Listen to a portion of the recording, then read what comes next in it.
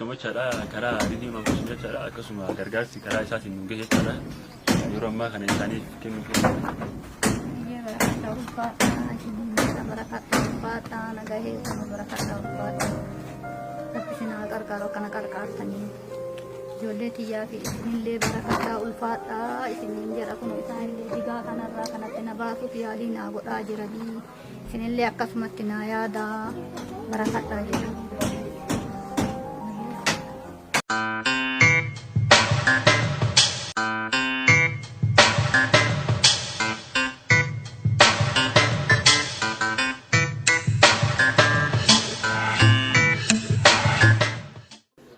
Yo, assalamualaikum warahmatullahi wabarakatuh. Kita jalan tutar kami kabel tutar mana romo kan YouTube ready mangku shortan ummata negativity sontai ummata positivity bicara.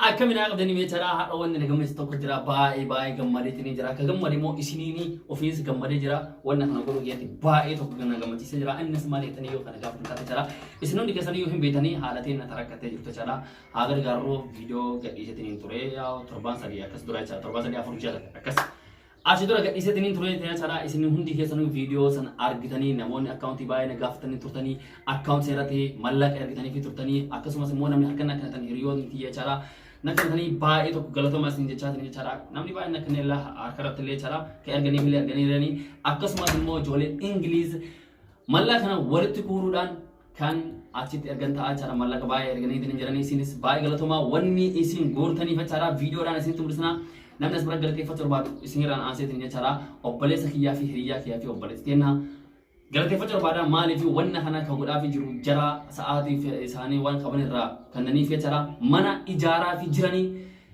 mana ajaa'iba ijaaraa fi jiranii saniif jechaadha mee viidiyoo kana ilaalaatiniin haattinnallee waan isin jettu qabdii waan haattiin isin jettullee dhageeffadha isin jechaatin jechaadha haga dhumaatti viidiyoo haa ilaala dubartillee yaadawii qabaa yaada san hin dhageeffattan isin jedha galatoomaa ammaa kara viidiyoo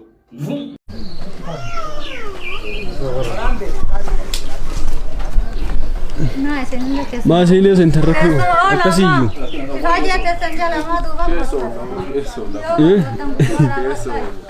Sani gede urko robane gubbarro.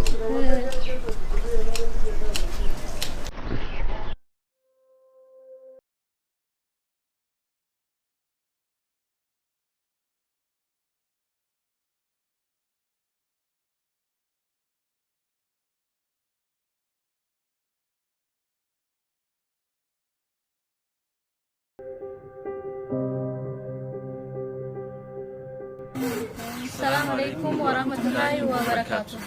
Shama hordoftoota akka hojjettoota ilmaan Oromoo kan addunyaa mara jirtan akkasuma biyyoota garaagaraa keessa jirtan yeroo ammaa kana kan argamnu kanaan dura viidiyoo waa'ee harmeetiin irratti waa'ee gargaarsa irratti waraabnee turre mana isinii mul'isnee turre yeroo san haala irra jiru isin waraabnee turre amma garuu haala gartan irratti jechaadha gargaarsa isin karaa garaagaraatiin nu gootaniif rabbii gadi jechaadha gargaarsa nu gootan yeroo ammaa kana haala amma gartan kan irra jennee jirra ammas abdii gargaarsa keessan ammas itti hafu jecha nurraa dhaabina gargaarsa keessan ammas itti hafu.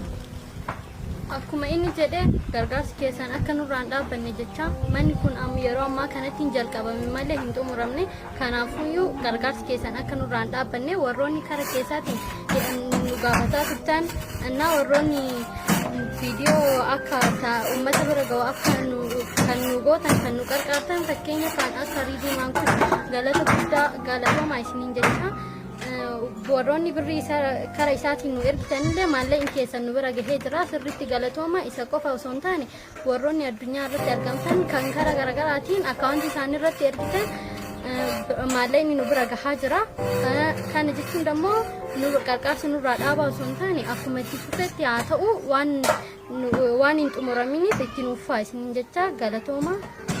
Akkuma beekamu jechaadha yeroo dura harmeen jedhe bootee isaan galaa turan nama ala galuun tokko jechuun hin danda'ama amma garuu galata rabbii galata keessan rabbii gadi jechaadha yeroo ammaa kana haala amma gartan kanatti geenyee jira yoo rabbi jedhe inshallah yeroo gabaaboo jechaadha gargaarsi keessanii xumurree haaruu asirraa kana garnatti akka jijjiiru abdiin qaba ammas gargaarsi keessan xumurraa kutin jecha waroni karaa keessaatiin maal ta'an jecha waa'ee kana irratti nu gaafachaa turtan dhaabbanni ittuma jirra halkanii guyyaa haajaa jirra jechaadha. Ammas gargaarsi keessumaa itti hafuu jecha karaa gargaarti warroon nu gargaartan hedduu tokko galatoomaa karaa yuutuubii illee ta'e warroon sheer gootan akkasuma yaadaanis mallaqaanis ta'e kan gargaartan hedduu galatoomaa. Akkuma yeroo darbee mucayyoon isaanii takka dhukkuba kaansarii harmaatiin qabamtee jirti. Isinitti himnee turre warroonni namni baay'een akka yaala argattu jettanii warri maallaqa ergitanii jirtanii sirriitti galatoomaa isiniin jecha yaada keessan isinii guunnee jirra. Yaala argattee ammoo qoricha fudhataa jirti. Kinoo isiin as jirti yaada qabdu isinii ibsitu waan keessa jiru. السلام عليكم ورحمة الله وبركاته. أكرم مراقبة نجوكم كياتس مراقبة سنجرة هياكم دوران نسمته مميجرون هرما كانسري ركوب سده بقى يا لأرقد جرام ومن غرغار سكيتي ربي كتيو أرقد جرام غلطوما وفادا سنجرة Kumpul kembali cara harus dengan setergamani ya ada isani yang kematinya cara isani ya ada di sana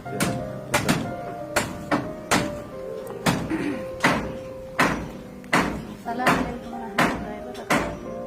Warina gargaartanillee warina yaaddanillee barakadhaa ulfaadhaa ammallee kana gargaartan hin barbaada.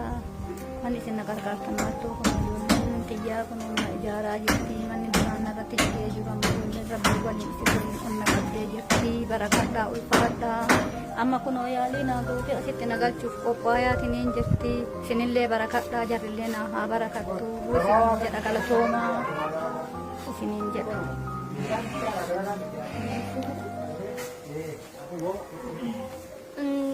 Yaada wahii qabannee dhufnee jirra.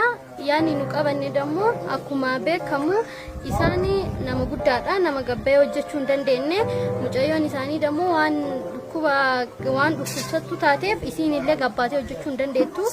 Ijoolleen isaanii dhiiraa waan isaan bira hin jirreef kanaafuu nullee haga dhumaatitti akkanatti qarqaarsi uummataa waan itti fufuu hin dandeenyeef yaani nu qabannee dhiyaanne dammoo mana kiraawu itti qaxxallee ijaaruu fi yaada qabna. Maallaqa achirraa argatan ittiin ufaa bulchanii yaada qabna. Kanaafuyyuu mana sanillee ijaaruuf dammoo maallaqaa fi yaadaanillee ta'e maallaqaan akka nu bira dhaabbattan kabajaan isin gaafanna. Akkuma obboleettiin teenya jette jechaadha waa'ee yaada amma dabalataa jechaadha yaada wayii kaasne waan ta'eef namni tokko isaan nama manguddoo ta'anii yeroo ammaa kanatti ba'anii waa dalaganii akka ijoollee dargaggeessaa yookaan dalaguu hin danda'an waan ta'eef akkasuma nama isaan gargaaru waan hin qabneef gargaarsa yookaan itti wanni ta'an jechaadha mana wayii asirratti daballee ijaaruu fi yaada wayii kaasnee turre maaliif galii achirraa argatan akka ittiin jiraatan jechaadha. Kanaaf dammoo gargaarsi keessan ammas waan nu barbaachisuuf gama dandeettan jechaadha manni biyyoota gargaaraa keessa jirtan Oromiyaa keessa jirtan hundi keessan jechaadha yaadas ta'e mallaqaan akka kanaa dhaabbattan haayyotiin tana gammachiisnee akka galmaan isaan geessuun kaayyoo kana akka galmaan geenu abdii isin galatoomaa jechuudha. Yoo deebineetiin dhufeenne jirra waaw akkasitti tole immoo abdii qaba viidiyoo kana laaltaniitiin jechaadha. Waliigala mataa dubbii maal dubbachuu barbaadeetiin jechaadha. Isin hundi keessanuu akka waan kana isin gootanitti jechaadha. Namni yaadaan bira dhaabate akkasumas mallaqaan bira dhaabate jechaadha. Akka isin waan isaan kennitaniitiif wallaahi rabbiin isin haa kanu isin jedha bakka rakkatanitti. Bakka maal isin haa jiru. Wallaahi jechaan baay'ee isin dheeraa waaqa keessa akka dubbachuu mana haala dhaabee jechaadha. Baay'ee tokko isin dheeraa jira galatoomaa isin jechuu baada walumaa galatti jechaadha. Isin hundi keessanuu galatoomaa baay'ee tokko galatoomaa. Kanarraan kan hawaasa immoo yaadatu qabaa yaadni hiyyeessa maalii kan jirta taate jechaadha. Haati inni kana kuusin argitan umriidhaan baay'ee dabaliitiin jiranii hojjechuu hin danda'anii obboleettiin dinallee akkuma isin beektan kubbaanii hojjechuu hin dandeettu. Kanaafuu yaadni jiru jechaadha. Ammallee gargaarsi keessan akkasumatti taafuu maalii fi yoo kana jirta taate jechaadha. Mana kana argaatanii manni kun ijaaramaa fi jiraa waan isaan keessa galanii akkasumas mana san hedduutti jechaadha. Kilaasii lamaan sadeen takka isa hojjetamee fi baay'ee yaada kana yaadeetiin jirra akkasumas obboleettiin hojiillee yaada kana yaadeetiin jirra. Mana kana kilaasii lamaan sadan takka yoo ijaaranii fi mana san kireeffatanii of jiraatanii jechaadha. Isin geeram jechaadha namni waa xiqqoo sadaqatee jennaan jechaadha. Namni tokko yeroo godhan 20-30 doolaara akkasumas buusaa fi akkaawuntii isaanii irratti jechaadha. Wanna kana haa gonuu fi waltaanee haa gonuu fi isin geeram jechaadha. Jazaa keenya rabbi irraa arganna. Kanuma isin jechuudha waadee kun yaada keenya mara keenya iyyuu jechaadha. Galatoma akka isinit tolemo abdii guddaa qaba obboleeyyan tiyya hiriyoota tiyya waan kana waan hojjetaniif wallahi baay'ina boostanii jirtanii baay'ee isiniin boonee jirra nam tokko ammallee rakkatee nani bira haa gargaaruuni isin jedha galatoma sheer shore gochuudhaan nama keenya biraan gahuudhaan maal isin jedha ree kana isin yoo hin beekne jedhaa jireenya caalaa warri waan kana hojjetaa fi jirtan obboleessa kiyya hiriyaa kiyya obboleetti teenna baay'ee tokko galatoma wallahi kan dhugaa isin galateeffadhaa sa'aatii keessan kennitanii fi bira dhaabattanii mana sana hojjetaa jirtanii fi isin rabbiin jazaa keessan isin haa kafalu isinis rabbiin jazaa keessan isin haa kafalu galatoomaa kanuma isin jedhaa har'a baay'ee gammadeera gammachuun gammachuun kiyya bichaan miti keessanillee saniif baay'ee tokko galatoomaa isin jedhaa isin jaaladhaa onnarraa galatoomaa.